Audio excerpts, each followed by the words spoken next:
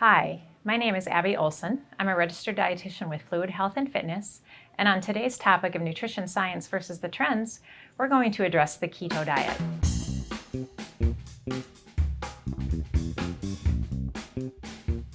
In today's program, we are going to share the science behind the keto diet and address the nuances and considerations as to whether or not this is the right plan for you.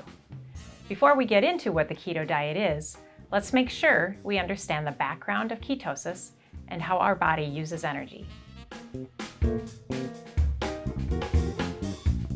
Metabolism is a group of chemical reactions that take place within the body's cells for the use of energy.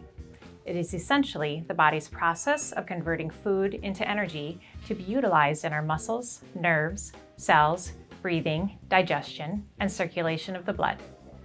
Our bodies typically use glucose as energy, which comes from carbohydrate. This comes from things like fruits, veggies, and grains. The body either uses the glucose, or simple sugar, or glycogen, which is a stored form of glucose in the liver, as our main source of energy.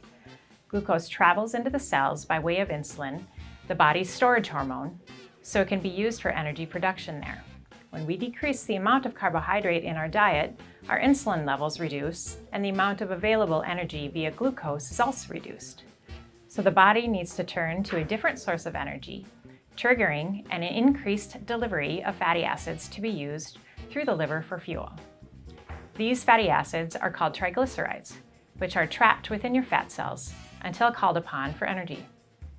This is why nutritional plans like the Atkins diet have become so popular for weight loss, as they trigger the body's use of fat for energy. Some of those fatty acids get turned into ketones, or organic acid compounds.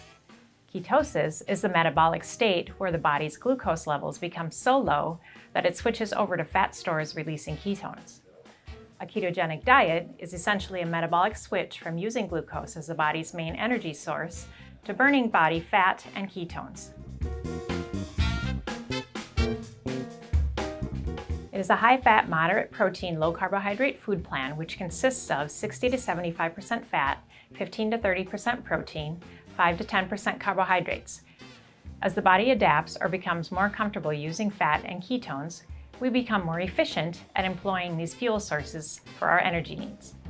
Basically, we become more efficient at oxidizing fat. This has its advantages from a metabolic standpoint.